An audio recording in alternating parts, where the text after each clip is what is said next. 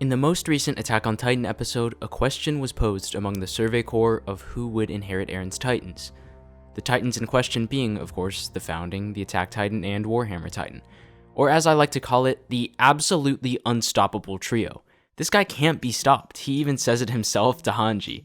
He was already beating the rest of the game with 2 Titans, but he really said, "Y'all thought I was finished?" You thought it was over. And said happy early Christmas by turning Galliard into your mom's favorite nutcracker. But I digress. Let's return to the main topic at hand, which is, of course, who will inherit these powers. That's if anyone gets them at all, or whether they die with Eren in the few years he has left because of Ymir's 13-year curse. And though we would of course love to see one of our favorite Survey Corps members inherit it and carry the torch, the real inheritor, as it has been suspected since the very first episode of this season, is very likely to be Falco. And you might be asking, well, why talk about this theory now if it's been like 3 months since the first episode of Season 4? Well, to be honest, I just forgot. And this discussion in episode 69 reminded me to do it. Taking into consideration the vision of the Survey Corps he saw, the way it mirrors Eren's introduction, and essentially the elimination of almost anyone else possibly receiving it, here's why we know Falco will inherit his Titans. And before I get any further, I do want to mention that these are all just my opinions. It's things that I've gathered and things that I think are going to happen based on what I've watched and what I've read. So let's get into it. Falco saw a vision of the Survey Corps in the first episode of Season 4, something that he of course would only be able to do as some kind of premonition of being a Titan shifter someday. He had a vision of quote-unquote flying around, presumably on ODM gear, and killing Titans. This eliminates Zeke and Peak as options of people who he eats, because they've of course never been in this kind of situation before. However, this could still be any of the other 7 Titans since all of them have been held by a Survey Corps member at some point. Even though the Jaw Titan is currently held by Porco, it has Ymir's memories. The Colossal has Armin's and Bertholt's, the Armored has Reiner's, Female has Annie's, and the Warhammer/Founding/Attack Titan will collectively have Eren's memories. But what's most important here, other than declaring that Falco won't get the Beast Titan or Cart Titan, which, did we really think he would, is the way that this vision in the first episode of Season 4 mirrors Eren's introduction in the very first episode of, Season 1. Just as Eren was first introduced after being woken up from a vision, a premonition of the future where his mom was being eaten, Falco is having the very same thing. The fact that he's seeing memories of some Titan before even owning a Titan himself the very first time he's introduced is very purposefully meant to parallel Eren's story. These are the only 2 times we've seen someone see visions of the future, only with these 2 characters. Which is interesting, because Gabby's origins and character arc so far in the season also very much mirror Eren's.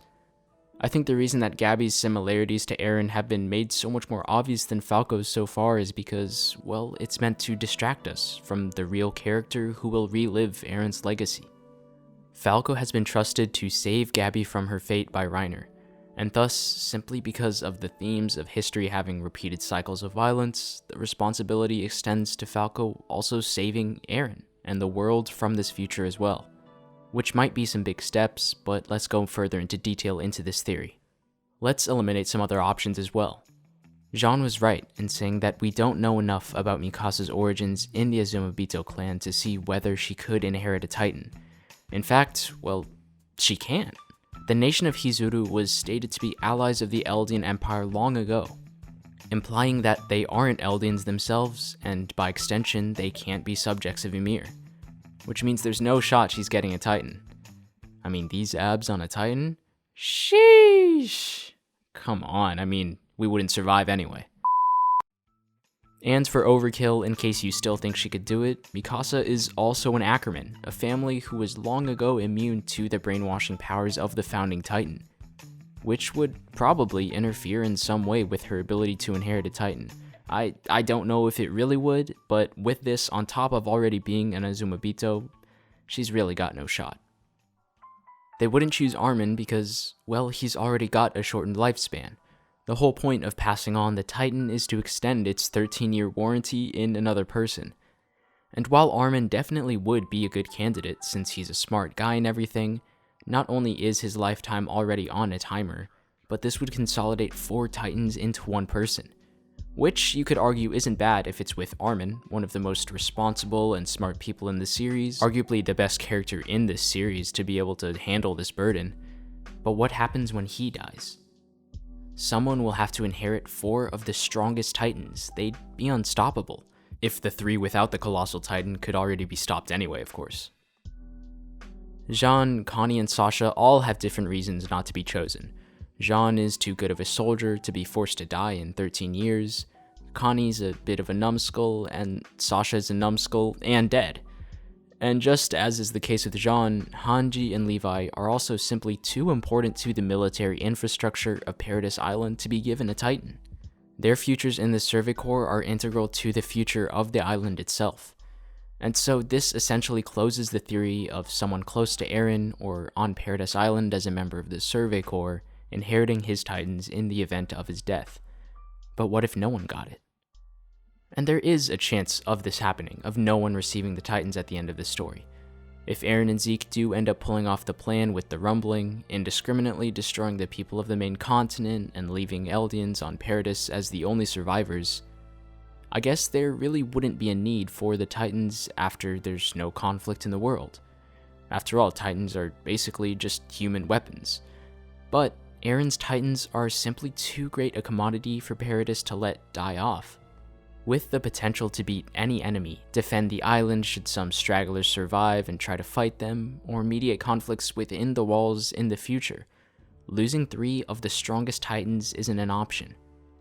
Maybe if he only had 1 or 2, I guess, Eren dying off with his Titans would kind of make sense, but with 3, it just seems very impossible to happen. And if it must be passed on, this is where the Falco theory comes in. But is this the best way for the story to end? Because it's pretty clear that Eren's plan will bring the end of the story, either through its fruition, or maybe his death, or maybe even both, who knows? I mean, the manga hasn't even finished, I don't even know. I could be saying absolute BS in this video, and who'd know the better? But anyway, would Falco thematically be the best choice to finish off Attack on Titan? This has to be considered because, well, it's the ending of one of the biggest series of the past decade. And giving this role to someone just because it makes sense through process of elimination isn't at all ideal.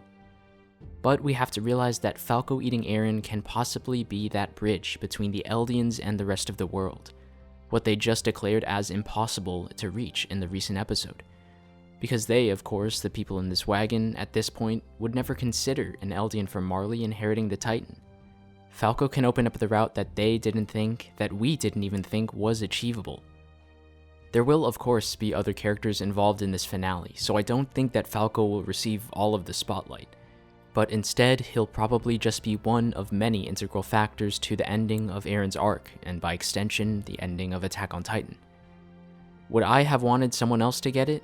Maybe, I guess. But in my opinion, as long as Isayama executes it all tastefully and respects the goals and ideas of the other main characters while giving this fate to Falco, I'll be pretty satisfied. Personally, I mean, as long as Levi ends up killing Zeke, I'll be satisfied with any ending, but, you know, we gotta look at it more broadly. God, I hate Zeke.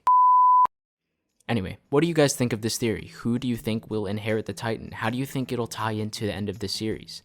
I mean, there really are so many routes, but I feel like with the things we've been given in Season 4 and how the story's looking from here, I feel like Falco is one of the only options left. As always, this has been the Anime Culture Corner. I hope you enjoyed the video. Don't forget to like and subscribe for future in-depth show, manga, and character analyses.